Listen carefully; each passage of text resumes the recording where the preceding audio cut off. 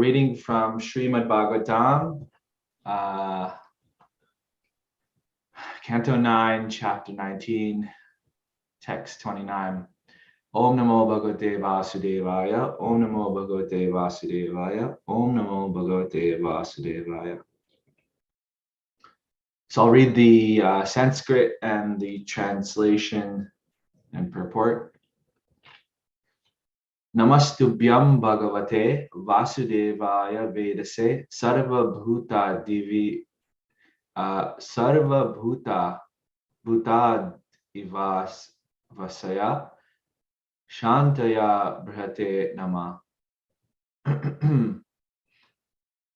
Nama, I offer my respectful obeisances to Tubhyam, unto you, Bhagavate, the Supreme Personality of Godhead, Vasudevaya, Lord Vasudev, Vedase, the creator of everything, Sarvabhuta Adivasaya, present everywhere within the heart of every living entity and within the atom also. Shantaya, peaceful as if completely inactive. Brihate, the greatest of all, Namaha. I offer my respectful obeisances. Translation and purport by His Divine Grace, A.C. Bhaktivedanta Swami Prabhupada, Jaya Prabhupada. O Lord Vasudev, O Supreme Personality of Godhead, you are the creator of the entire cosmic manifestation. You live as the super soul in everyone's heart and are smaller than the smallest. Yet you are greater than the greatest and are all pervading. You appear completely silent, having nothing to do, but this is due to your all-pervading nature and your fullness in all opulences. I therefore offer my respectful obeisances unto you. Purport. How Devyani became self-realized by the grace of her great husband, Maharaja is described here. Describing such realization is another way of performing the bhakti process. Shravanam Kirtanam Vishnu Smaranam Pada Sevanam Archanam Vandanam Dasyam Sakyam Atmanivedanam. Hearing and chanting about the transcendental holy name, form, qualities, paraphernalia, pastimes of Lord Vishnu, remembering them, serving the lotus feet of the Lord, offering the Lord respectful worship, offering prayers to the Lord, becoming His servant, considering the Lord one's best friend, and surrendering everything unto Him. These 9 processes are accepted as pure devotional service. Srimad Bhagavatam 7.5.23. Shravanam Kirtanam, hearing and chanting, are especially important. By hearing from her husband about the greatness of Lord Vasudev, Devyani certainly became convinced and surrendered herself under the lotus feet of the Lord. Om Namo Bhagavate Vasudevaya. This is knowledge. Bahunam Janmanam Ante Jnanavan Mam Prapadyate. Surrender to Vasudev is the result of hearing about him for many, many births. As soon as one surrenders unto Vasudev, one is liberated immediately. Because of her association with her great husband, Maharaja, Devyani became purified, adopted the means of Bhakti Yoga, and thus became liberated. Thus end the Bhaktivedanta purports of the 9th canto, 19th chapter of the Srimad Bhagavatam entitled King Yayati Achieves Liberation. Om Jnanatimirandasya Jnananjana Shalakya Chakshulum Militam Yena Tasmai Shri Guruve Namaha. Shri Chaitanya Manobhishtam Stapitam Yena Bhutale Swayam Rupakaramayam Dadati Soparantikam. Vandeham Shri Guru Shri Yuta Parakamalam Shri Gurun Vaishnavamscha Shri Rupam Sagajatam Sahagana Raghunatamritam Tam Sajivam Sadvaitam Savadutam Parijana Sahitam Krishna Chaitanya Devam Shri Radha Krishna Padam Sahagana Lalita Shri Vishakhanvitamscha. He Krishna Karuna Sindhu Dinabandhu Jagatpate Gopesha Gopika Kanta Radha Kanta Namostate Tapta Kanchana Gaurangi Radhe Vrindavaneshwari Vrishabhanu Sute Devi Pranamami Hari Priye Vancha Kalpatarubhyashta Kripa Sindhubhye Vacha Patitanam Pavanebhyo Vaishnavebhyo Namo Namah. Jai Shri Krishna Chaitanya Prabhu Nityananda Shri Advaita Gadadhar Shivasadi Gaura Bhaktarinda. Hare Krishna Krishna Krishna Hare Hare Hare Ram, Ram Ram, Hare Hare. So first of all, I'd like to offer my obeisances to all the senior Vaishnavas that to give me blessings that I may be able to say something beneficial to everyone and more so beneficial to myself and purifying to myself. So Hare Krishna, welcome everyone. This is the last verse of the 19th chapter in the 9th canto. So if you've been joining the classes previously, this whole chapter is about Maharaja Yati, who was a king. He's explaining an allegorical story to his wife, Devyani. And this allegorical story is basically a story about him, about himself, how he and the story is about a goat, about a he goat, and how the he goat enjoys with the she goat, and then he actually goes with another she goat, and that first she goat goes back to her maintainer, and she becomes upset with the he goat. And so this is an allegorical story which is exactly describing Maharaja Yati's situation. So what ultimately happens is Maharaja Yati renounces everything. He's able to renounce everything because the main part of the story philosophically is that as much sense enjoyment or sense gratification that we are feeding our lust, it is not extinguished. Just as one pours gas into a fire, as much as you pour that gas, the fire will just continue to burn.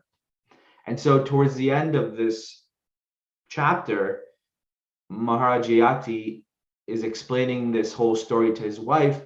And so his wife actually comes to the realization that I actually need to renounce all of this as well. And so he's telling her this story for her benefit. So there are a number of points that come out from this verse, which I would like to address. The first one being that the explanations of the 9 processes of bhakti. So,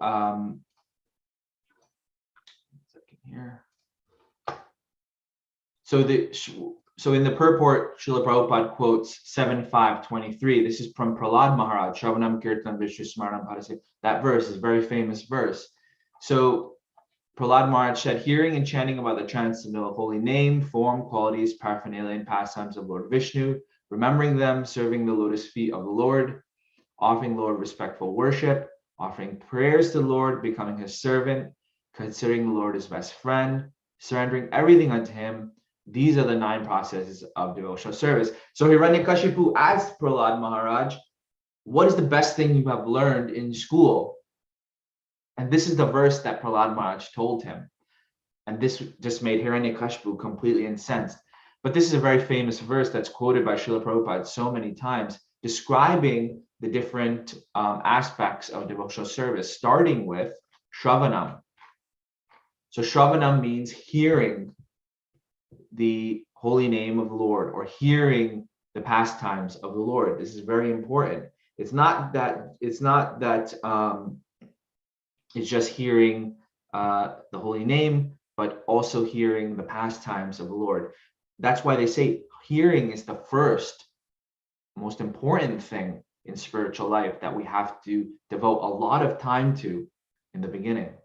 Also not even the beginning, all throughout, but being the first one is the most important. Then Kirtanam.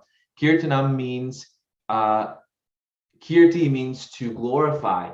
So Kirtanam is expressing that glorification of the Lord, whether it's chanting the holy name or giving a katha of the Lord's pastime. This is also considered kirtan. And then Shravanam, Kirtanam, Smaranam. Smaranam means that we are remembering regularly by the process of hearing and chanting, and in the core of one's heart. When the heart is cleansed, then one's able to remember the Lord.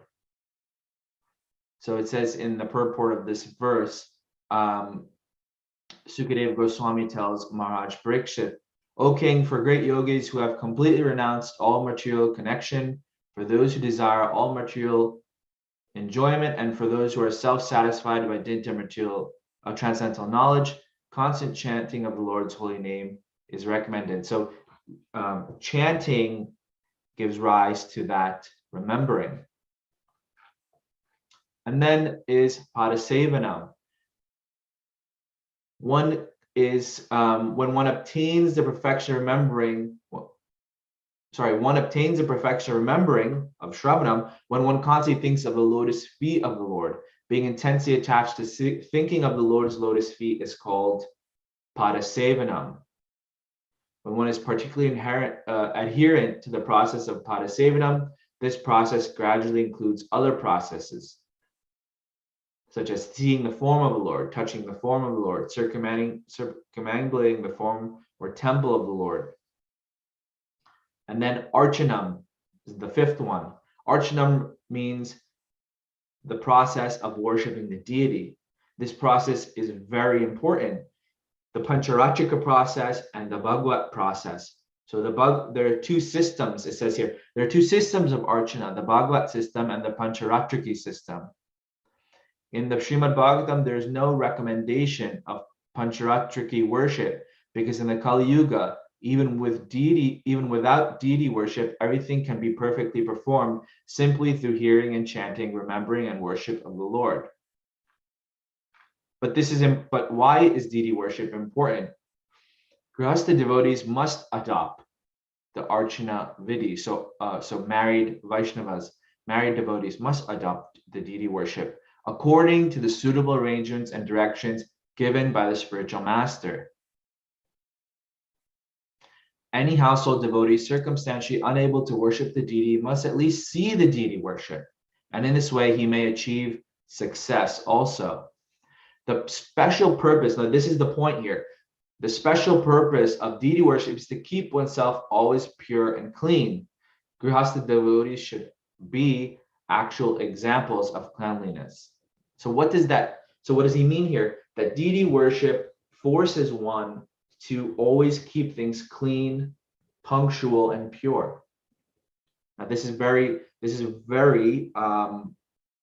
good. This is very beneficial for devotional service, for devotional life. So then he discusses different offenses to the deities, things like that. So then we go into number 6, Vandanam. So that Vandanam means prayer. Although prayers are part of deity worship, they may be considered separately, like the other items, such as hearing and chanting. Okay, and then the 7th, Dasyam. After many thousands of births, when one comes to understand as the eternal servant of Krishna, one can deliver others from this universe. If one simply continues to think that he is an eternal servant of Krishna, even without performing any other process of devotional service, he can attain full success. For simply by this feeling, one can perform all process of devotional service. So this is an interesting point. Actually, Srila Prabhupada writes this in this purport. This is a very long purport, but he says that even if you perfect one of these processes of devotional service, you will attain perfection. It's not that we have to attain perfection in all of them. Of course, I mean the mukhya angas, the main angas are, sadhu sangha, nam kirtan. So I remember it, nam, dham, living in a holy place, Bhagavatam, reading the scriptures, deities, worshiping the deity, and devotee doing sadhu sangha, and reading Srimad Bhagavatam as well. So, but he says that even if you perform one of these angas perfectly, then you can, without interruption, then you can gain perfection. That's a very interesting point. Sometimes we think we have to do everything perfectly, but actually, if you just focus on one of these things very deeply, of course, Srila Prabhupada's program has been that we do all of these things. The morning program is so amazingly thought out that we are doing all of these angas of devotional service all at once, basically. But if one has some kind of an affinity towards one of them, then there's no harm in focusing on that one. Okay, then the 8th one is Sakyam. In regards to worshiping the Lord as a friend, the Agastya Samhita states that a devotee engaged in performing devotional service by Shravanam and Kirtanam sometimes wants to see the Lord personally, and for this purpose he resides in the temple. In this statement, the word friend is specifically used to indicate intense love. Friendship, therefore, is better than servitude. In the stage above Dasyaras, the devotee accepts the Supreme Lord as a friend. This is not at all astonishing. When a devotee is pure in heart, the opulence of his worship of the deity diminishes as spontaneous love for the Supreme Personality of Godhead is manifested. In this regard, Sridhar Swami mentions Sridama Vipra, who expresses to himself his feeling of obligation, thinking, life after life, may I be connected with Krishna in this friendly attitude. Isn't this such a beautiful, I like this one a lot, because it makes it, from my own realization, it makes it so much more sweet and so much more real and relatable that, okay, the Lord is my friend. He's my well-wishing friend. This is an anga of devotional service, to think of the Lord as one's friend. Sometimes we can think of the Lord as being someone who's so far away, someone who's judging us, someone who is constantly looking at our faults. But that's not what a friend is. A friend is someone who's well-wishing, Karuna Sindhu, an ocean of mercy. Think about that for a second. An ocean, if anyone went to the ocean, it's huge. It's like you can't even measure the width and the breadth of the ocean. And he is an ocean of mercy, Karuna Sindhu. What kind of friend is that? It's not a friend who will want to find fault with you, who will want to judge you, who want to see your downfall, but it's a friend who wants to see, who wants you to, you know, look towards him again. And then the ninth one, Atma Nivedanam. So it says here, Srila Prabhupada said, the word Atma Nivedanam refers to the stage at which one who has no motive other than to serve the Lord surrenders everything to the Lord and performs his activities only to please the Supreme Personality of Godhead. Such a devotee is like a cow that is cared for by its master. When cared for by its master, a cow is not in anxiety over its maintenance. Such a cow is always devoted to its master and never acts independently, but only for the master's benefit. Some devotees therefore consider dedication of the body to the Lord to be Atma Nivedanam. Atma means ourself, Nivedanam, to offer, offering ourselves to the Lord. This is the last one. So he continues, some devotees therefore consider dedication of the body to the Lord to be Atma Nivedanam. And as stated in the book known as Bhakti Vivek, sometimes dedication of the soul to the Lord is called Atma Nivedanam. The best example of Atma Nivedanam are found in Bali Maharaj and Ambarish Maharaj. Atma Nivedanam is also sometimes found in the behavior of Rukmini Devi at Dwarka. So these examples, Bali Maharaj. What was the story of Bali Maharaj? In short, Vamanadev, the incarnation of the Lord, tricked Bali Maharaj into giving him all his wealth, all his land and everything, even though his guru Shukracharya said, don't do it. He went against his guru's order and gave him. He said, this wonderful, cute, dwarf-like Brahmana, beautiful, I'll give him everything. And he asked for three steps of land. He took everything with the first two steps. He said to Bali, where am I gonna put my third step? And Bali Maharaj said, put it on my head. And so he was completely offered himself. And he even was, what's the word? Humiliated in front of everyone by being arrested. He was arrested and he was judged because he gave everything to the Lord. And so in that way, he was the best example of Atma Nivedanam. Ultimately, at the end, he gained so much more than he ever imagined.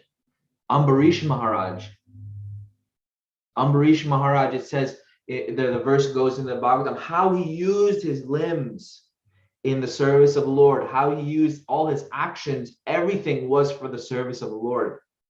Even though he was a king, even though he was a grihasta with so many responsibilities, what did he use? He used his nose to smell the flowers that were offered to the Lord, the incense of the that was offered to the Lord. He used his arms to embrace the devotees. He used his legs to go to the temple. This is what that surrender means, using everything we have in the service of the Lord. It's not easy. And the example is given here is of a cow. When the cow is cared for by its master, the cow is not in anxiety over its maintenance. So everything, the cow's whole existence is for its master in this example. And then he talks about Rukmini Devi. Rukmini Devi's at Dwarka, her whole existence was as an offering to the Lord. When she was fanning the Lord, there's the pastime. When she was fanning the Lord wanted to joke with her and said, he made some joke about, oh, what if I can't remember exactly what the joke was, but it affected her so deeply that she fainted. That I think he was alluding to the fact or something that maybe someday you won't worship me anymore, or something like, or we will be separated or something. She was so affected by that she fainted. There's that beautiful painting. She's actually falling over while fanning the Lord when he's joking with her. This is the love of Krishna to his devotees. Is joking with them, joking with her that, to make her feel, oh my goodness, intensify her love. Very beautiful, part of the Srimad Bhagavatam. So then Srila Prabhupada, in the original purport of the verse that we're discussing, he talks about how Maharaja Yati was actually instructing his wife. And because of his association, she became purified and adopted Bhakti Yoga and thus became liberated. So I wanted to talk a little bit about Sadhu Sangha.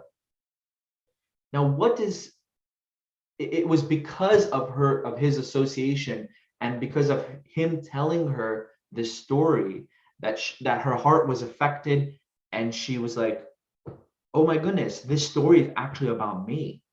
This story is actually about us. I should also renounce everything, because this doesn't, at the end of my life, this doesn't mean anything. This is everything that has to do with the body. So she, because of his association, was purified. So let's look at a few verses that Prabhupada, first of all, Prabhupada quotes Bahunam Janmanam Ante Jnanavan Mam Prapadyate in the Bhagavad Gita 7:19. After many births and deaths, he who is actually acknowledged surrenders unto me. Knowing me to be the cause of all causes, such a great soul is very rare. So let me see, why does he quote this verse? Let me see. Okay. This knowledge, Bahunam Janmanamte Gadaman Mam Prabhadite, surrender unto Vasudeva, the result of hearing for many, many births. Okay. So when we surrender to the Lord, it's a result of hearing about him for many, many births. This is not a one birth deal. In the sense, what I mean is that when we are in devotional service, it's not that, it could be that it's from one birth, but usually the case is that devotional service has been going on for many, many births. We are trying to gain perfection after many, many births. That's the verse in the Bhagavad Gita. After many births, who actually surrendered knows me to be the cause of all causes. This is a great soul is very rare. Let's read a little bit of the purport here to understand. The living entity, while executing devotional service or transcendental rituals after many, many births, may actually become situated in transcendental pure knowledge that the Supreme Personality of Godhead is the ultimate goal of spiritual realization. Some interesting thought that came to my mind was, one time one devotee asked Srila Sridhar Maharaj, Srila Prabhupada's god brother, how many births does it take to attain perfection? And Srila Sridhar Maharaj said about three births. And the devotee was he had a very shocked look on his face. And Srila Sridhar Maharaj said, "Is that too many?" Basically meaning like, what a small price that is to pay actually for the highest thing, for what our goal is, prema, love of Krishna, attaining the association of the Lord. Is that such a big price to pay? Actually, it's not. His point was, it's not such a big price to pay. As many births as it takes. The goal is so valuable, the most valuable thing, that as much time as it takes. Our sadhana and our sadhya is the same. What we'll be doing here is the same thing what we'll be doing there. Worshipping the Lord, hearing about the Lord. Over there, worshipping the Lord, hearing about the Lord, being in the Lord's association. So a devotee understands that it's not a big price to pay, as long as it takes. In the beginning, let's continue reading. In the beginning of spiritual realization, while one is trying to give up one's attachment to materialism, there is some leaning towards impersonalism. But when one is further advanced, you can understand that there are activities in the spiritual life, and that these activities constitute devotional service. So then he goes on to talk about other points that are not actually what we're talking about. Okay, let's read some more verses that have to do with association, sadhu sangha. So this is from Srimad Bhagavatam, Canto 1, Chapter 2, Text 16. O twice-born sages, by serving those devotees who are completely freed from all vice, great service is done. By such service, one gains affinity for hearing the messages of Vasudeva. So one serves the great devotees who are completely free from vice. Then one gains affinity for hearing the messages of Vasudeva. What is this giving an example of? This is the story of Narada. Narada Muni in his previous life was the son of a widow, and some devotees called the Bhakti Vedantas came to their home, and he served them. He took their food, their remnants, and due to taking their remnants and from hearing from them, serving them, he heard also from them, and due to this, his life was arranged in such a way that he had to leave home. He had to go look for the Lord. Even he had a spuriti in his heart of the Lord, and then that went away, and then he went to go look for it. And this was all due to serving the Bhakti Vedantas and taking their remnants. This is a very important point.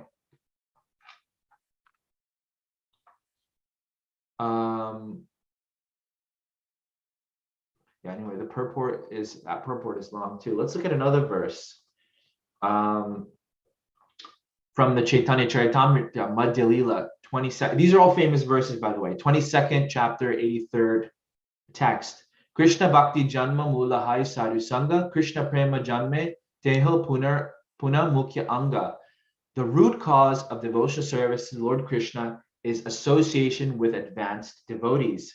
Even when one's dormant love for Krishna awakens, association with devotees is still most essential. The root cause of devotional service of Krishna is the association with advanced devotees. This is a very famous verse. Let's look at another verse.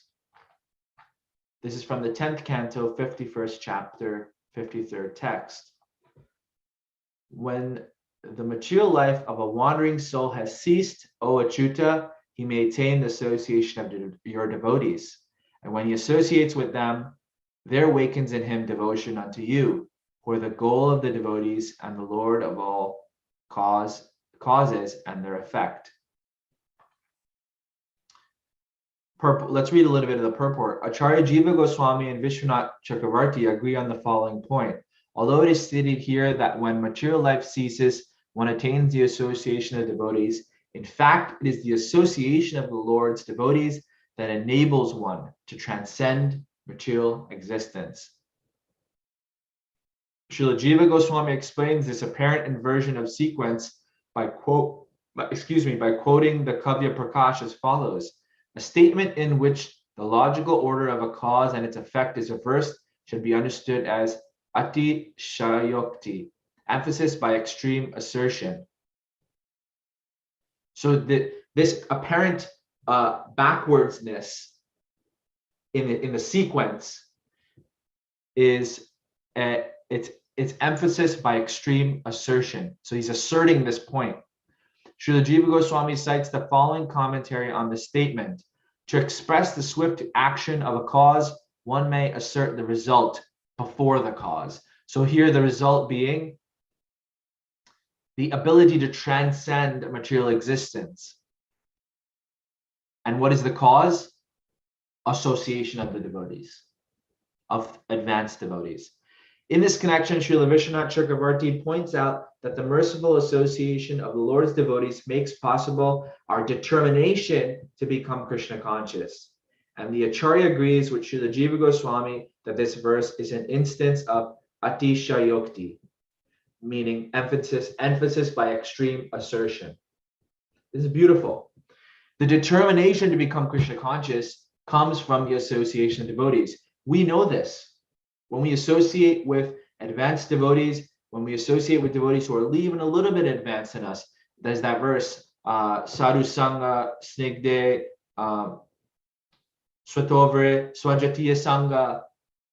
Swajatiya means those who are like-minded, and also those who are just a little bit farther down the path than us. Not someone who's way down the path from us. Of course, hearing from that person is also very beneficial, but associating with those who are a little bit farther down the path, because why? We can relate to them. We can relate to their path, their devotional journey. We can relate to them better. That means that gives us that extra determination to be Krishna conscious. That's why it's so important. It actually can't be stressed how important sadhu sangha is. Even in material life, if you want to become rich, if you want to become perfected in anything, what is the number one thing all these people say? All the coaches and all the, all these people say, associate with those people who you'd like to become. Surround yourself with your people who you want to become like. So, and then there's the famous example. A drunkard becomes a drunkard because he associates with other drunks. A person becomes a good actor if he associates with other actors. So this is even in the material realm, this is a principle. So what to speak in the spiritual realm? If we want to become Krishna conscious, if we want to become good devotees, we have to associate with good devotees, and that does not mean any devotee. Of course, we associate with devotees. We deal with everyone respectfully. We associate in the general population of devotees. But who do we reveal our heart to? Who do we have loving exchanges with? With everyone. But this kind of opening our hearts with certain people, whether it's one person or two people. This is very important, who we choose to do this with. It's not everyone. Not every devotee is like-minded. Let's please understand that. Not every devotee is like-minded. We have to associate with like-minded devotees. And that's not a license to be offensive either. Oh, this person's not like me, so, to hell with them. This devotee's not like me. No, it's not like that. But we gain an affinity for certain devotees, and that's okay. That's my point. Let's look at another verse. That's the glories of sadhu sangha, the 10th canto, 10th chapter, 41st verse. When one is face to face with the sun, there is no longer darkness for one's eyes. Similarly, when one is face to face with a sadhu, a devotee, who's fully determined and surrendered to the Supreme Personality of Godhead, one will no longer be subject to material bondage. And in this verse, in this purport, Srila Prabhupada quotes, Sadhu Sangha Sarva Sastakai Lava Matu Sadhu Sangha Sarva Siddhi Hoy. If by chance one meets a sadhu, one's life is immediately successful. I have a few more verses and we're running out of time, so let me just go a little fast here. This is the next verse, 10:10:18. Saintly persons, sadhus, think of Krishna 24 hours a day. They have no other interest. Why should people neglect the association of such exalted spiritual personalities and try to associate with materialists, taking shelter of non-devotees, most of whom are proud and rich? So when Lord Chaitanya was asked, what is the main characteristic of a devotee, he says that asat sange tyag ay vaishnav achar. Devotee is one who avoids the association of non-devotees. It's a very interesting verse. And then the purport of this verse, he says, he quotes, Satsanga chari kainu asate vilas te karana lagia ye karma bandafas. If we give up the association of sadhus, saintly persons engaged in Krishna consciousness, and associate with persons seeking sense gratification and accumulation of wealth for this purpose, our life is spoiled. The word asat refers to a Vaishnav, one who is not a devotee of Krishna, and sat refers to a Vaishnav, Krishna's devotee. One should always seek the association of devotees and not spoil one's life by mixing with Vaishnavas. I want to give a little bit of my, not speculation, but my experience. Being someone who is out in the world, working out in the world, we are forced to associate with people who are not devotees. And in my experience, this has given me more appreciation for devotees. Of course, I haven't associated in because there's different ways of association. There's just interaction, but then there's association also means you listen to what that person is saying, you imbibe what that person is saying. That is the danger in the association of non-devotees. That's the danger, when you kind of imbibe and you listen. But what a devotee does, he gives his association to non-devotees, so they can take on devotional principles, they can take on Krishna consciousness. He gives his association.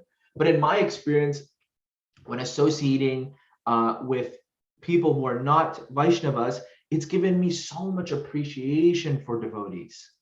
I try not to take devotees for granted, because if you don't, I've seen for devotees who are in a bubble and just associating with devotees and don't ever interact with non-devotees, they start to become offensive. They start, not in all cases, but they start to see faults with devotees, and that's very dangerous. That's very dangerous. Anyway, we're coming towards the end here. My point here is that Devyani, because of her association with her husband, who was a devotee, and instructed her in this allegorical story, her heart was affected and she was able to become liberated by Krishna consciousness. So the takeaway here is that try to always, in all stages of devotional service, starting with Shraddha, Adho, Sadhu Sangha, Tadho, Bhajana Kriya, Narta Nivritti, Shakti, Bhajana Kriya, all these things, Sadhu Sangha is always there from the very beginning, even before, as Jiva Goswami explained, that point of asserting that even the result comes before how the process. So try to associate with devotees, with sadhus. And who is a sadhu? A sadhu, actually, I think I have a verse here for that. Let me just end on that point.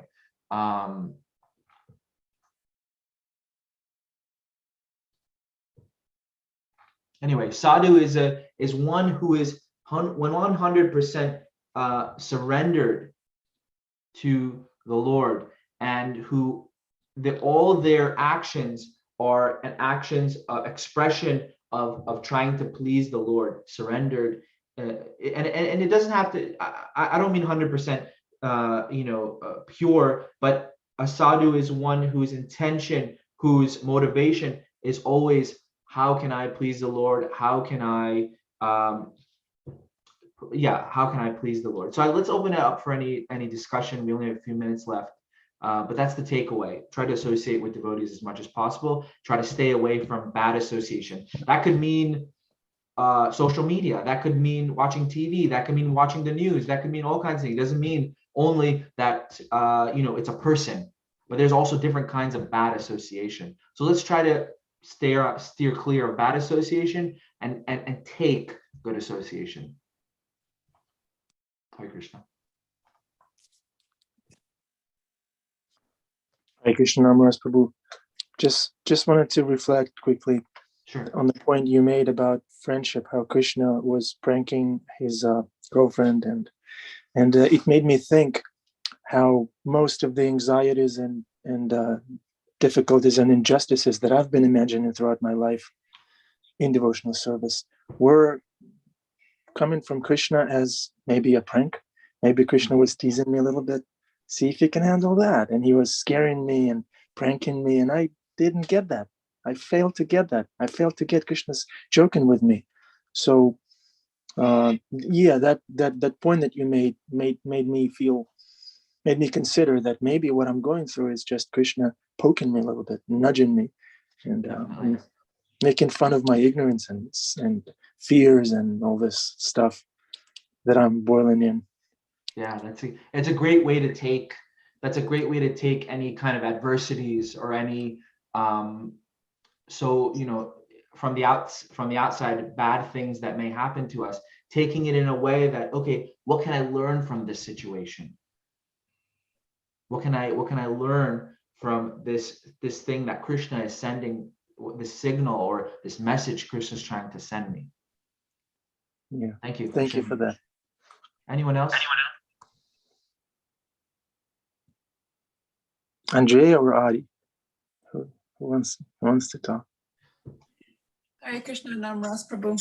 Thank you so much for the class. And my big takeaway was actually when you said about talking about thinking of the Lord as our well-wishing friend, and that he's an ocean of mercy.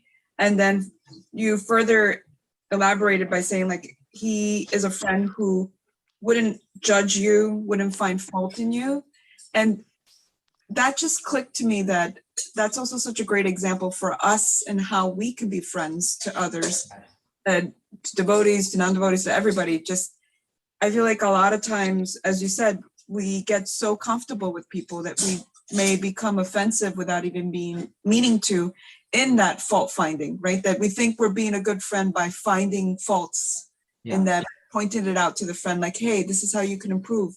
And just, putting in the context of, like, Krishna won't even do that with us. That's not how Krishna is a friend to us. So if the Lord is not going to do that, who am I to do that? You know what I mean? So that just kind of blew my mind. And I appreciate that, because I'm always about, like, what are practical little ways that I can put this into effect in my life? And I'm going to work on that myself.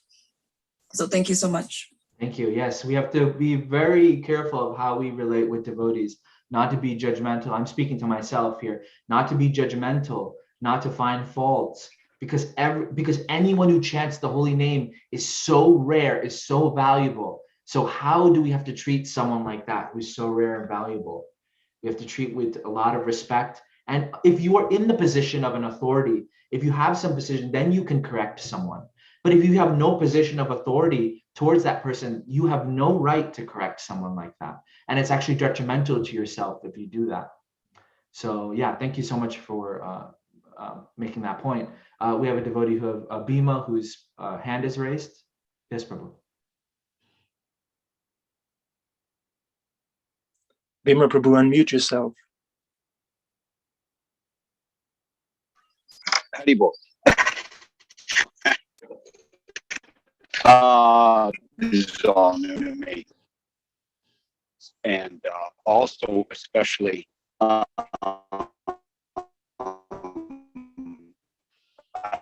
love your podcast. Bhima Prabhu, we can't hear you. It's choppy. Get closer to the router. As they say, it addresses all the situations in a very, yes. Oh, okay. Can you hear me now? Yeah, it's better now. Yes, no? Me? All right, very quickly, just, since I'm taking up too much time, Namraj, your podcast is great. I love the open press, controversial issues. I think it's so needed in this day and age to bring everything out into the sunshine. You have the hippest,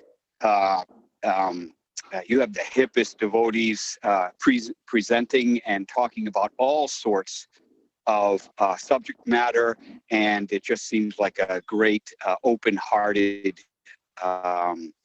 studio that you have there, and I really liked your lecture, your class today as well. That's all I wanted to say. Please keep going with that podcast. Thank you so much. Thank you so much, bro. It means a lot. Means a lot coming from you. Thank you. Anyone have any points before we end? Yeah, so Namraj Prabhu, all the judgmental devotees should seek managerial positions within the society, right? All right. Yeah, Hare Krishna. Hare Krishna. Hey, we met at the Bergen Temple some time back. Yes, Hare Krishna. And, how are you? Hare Krishna. One of the things that really stood out was that, because I'm new to Krishna consciousness, I'm really new to Bhakti, and so are many of my friends, right? And one thing that really stood out was that when we just hang around devotees and nothing else, and we only want to be around devotees, it's easy to sometimes become offensive towards other people. And that really hit the nail on the head, because like I said, I'm in a close association with many new devotees, new practitioners to Bhakti, like myself. And I tend to be a little bit more on the lax side, but it's hard for me to walk away from certain debates where we go back and forth as to, like, I'll say something like, everybody's a devotee, right? Because I'm more on the relaxed side. And then somebody would be like, no, they're not chanting. How can they be devotees? And so I really appreciated the way that you made it clear to just be careful who we associate with, because we turn into that as well. So they might be criticizing non-practitioners, and I may be criticizing somebody who's practicing. So I really appreciated that. Thank you. Thank you. Thank you. Nice to see you again, Kev. Very well. Is that a time bomb ticking, Kev? No, it's my hazards. Okay. All right. I think we can end there if there are no more points. Yeah. Okay. Hare Krishna. Thank you, everyone. I hope you have a great Krishna conscious day, full of realizations and the holy name. Hare Krishna. Thank you, Namraj Prabhu. Wonderful Shastra-based Shastra jam. Thank you very much. Very solid class. Thank you. Hare Krishna. Have a wonderful day, everyone. Thanks for contributing to class.